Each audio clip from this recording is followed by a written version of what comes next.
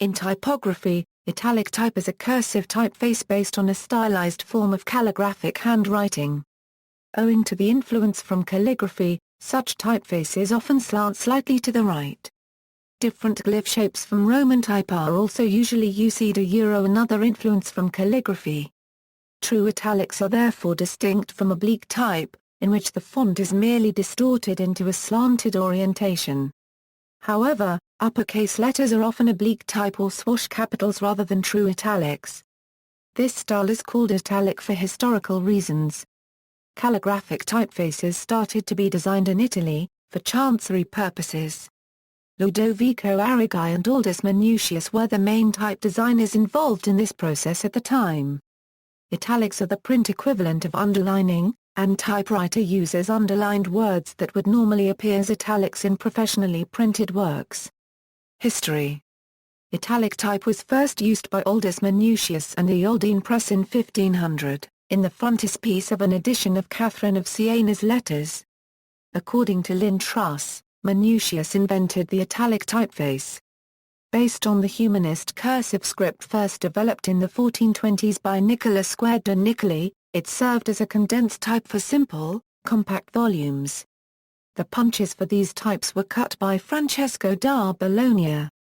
In 1501 Aldus wrote to his friend Scipio, "We have printed, and are now publishing, the satires of Juvenal and Persius in a very small format, so that they may more conveniently be held in the hand and learned by heart by everyone." Unlike the italic type of today, the capital letters were upright Roman capitals which were shorter than the ascending lower-case italic letters and used about 65 tied letters in the Aldine Dante and Virgil of 1501. This Aldine italic became the model for most italic types. It was very popular in its own day and was widely imitated. The Venetian Senate gave Aldus exclusive right to its use, a patent confirmed by 3 successive popes, but it was widely counterfeited. The Italians called the character Aldino, while others called it italic. The slanting italic capital was first introduced by printers in Lyon and is now used in nearly all italic fonts. Examples: an example of normal and true italics text. The same example, as oblique text. Some examples of possible differences between Roman and italic type, besides the slant, are below. The transformations from Roman to italics are illustrated. None of these differences are required in an italic. Some, like the P variant, do not show up in the majority of italic fonts, while others, like the A and F variants, are in almost every italic. Other common differences include double loop G replaced by single loop version. Different closing height where the forked stroke intersects with the stem. Bracketed serifs replaced by hooked serifs. Tail of Q replaced by tilde. Less common differences include a descender on the Z and a ball on the finishing stroke of an H, which curves back to resemble a B somewhat. Sometimes the W is of a form taken from Old German typefaces, in which the left half is of the same form as the N and the right half is of the same form as the V in the same typeface. There also exist specialized ligatures for italics, such as a curl atop the S which reaches the ascender of the P in SP. In addition to these differences in shape of letters, italic lower cases usually lack serifs at the bottoms of strokes, since a pen would bounce up to continue the action of writing. Instead they usually have one-sided serifs that curve up on the outstroke. One uncommon exception to this is Hermann Zapf's Melia.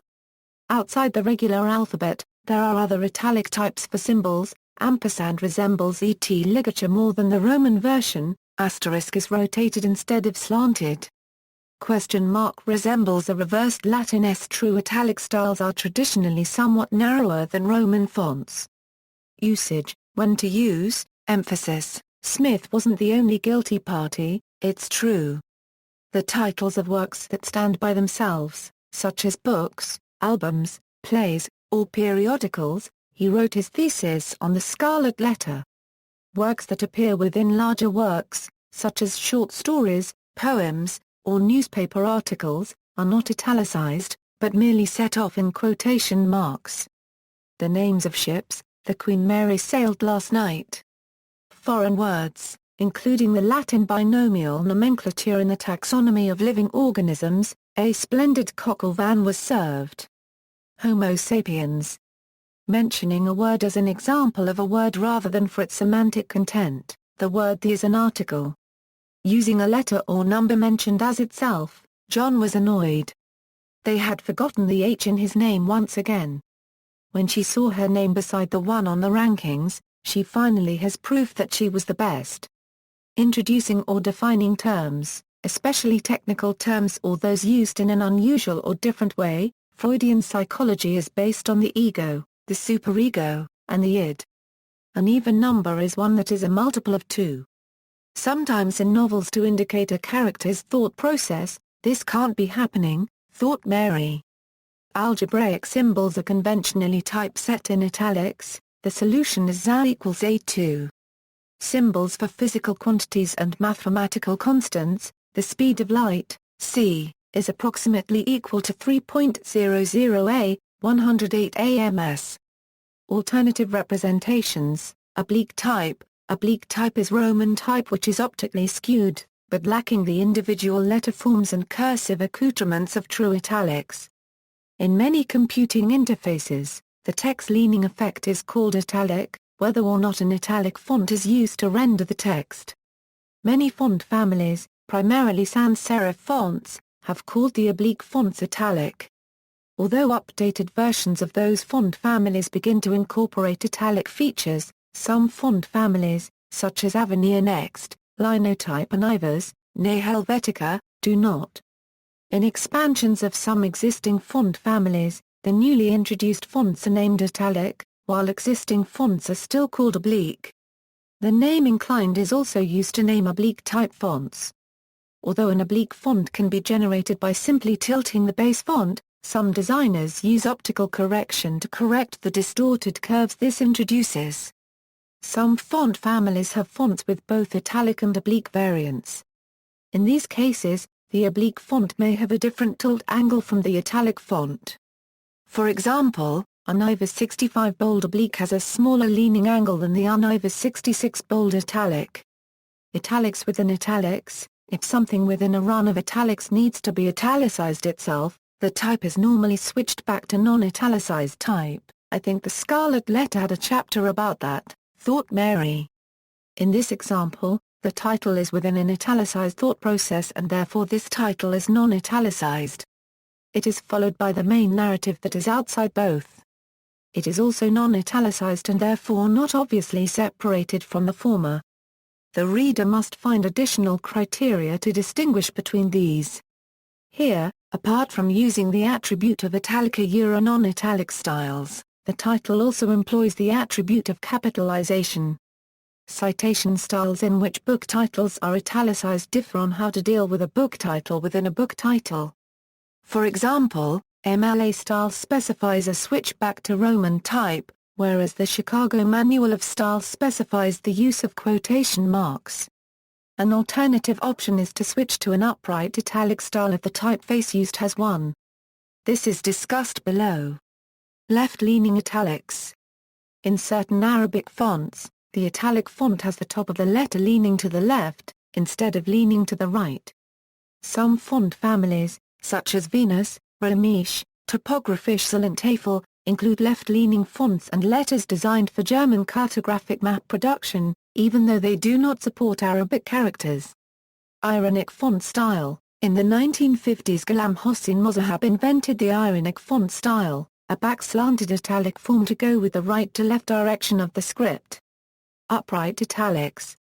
Since italic styles clearly look different from regular styles, it is possible to have upright italic designs that have a cursive style but remain upright. In Latin script countries, upright italics are rare but are sometimes used in mathematics or in complex texts where a section of text already in italics needs a double italic style to add emphasis to it. Complex typefaces may therefore offer them as an alternative to the default conventional italic style. Fonts with upright italics include Jan van Krimpen unregistered trademark S. Romana copyright E, Eric Giller unregistered trademark S. Joanna and Martin Majura unregistered trademark SFF Syria, and is an optional style in Donald Knuth's Computer Modern. Parentheses. The Chicago Manual of Style suggests that to avoid problems such as overlapping and unequally spaced characters, parentheses and brackets surrounding text that begins and ends in italic or oblique type should also be italicized.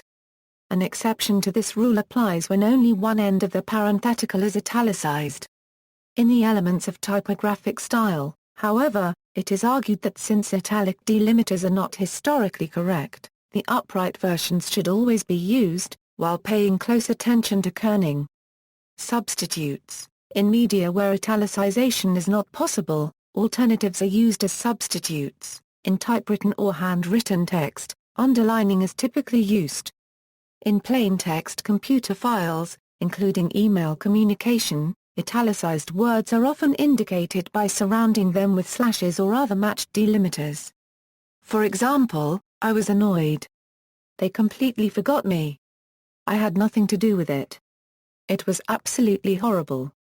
Where the italics do not indicate emphasis, but are marking a title or where a word is being mentioned or defined as a direct object, quotation marks may be substituted. The word "the" is an article.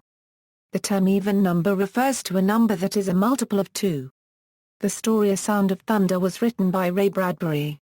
Web pages. In HTML, the I element is used to produce italic text. When the author wants to indicate emphasized text, modern web standards recommend using the M element, because it conveys that the content is to be emphasized, even if it cannot be displayed in italics. Conversely, if the italics are purely ornamental rather than meaningful, then semantic markup practices would dictate that the author use the cascading style sheet's declaration font style, italic, along with an appropriate, semantic class name instead of an I or M element. References. External links. The Uses of Italic: A Primer of Information Regarding the Origin and Uses of Italic Letters by Frederick W. Hamilton, Capital Community College Foundation.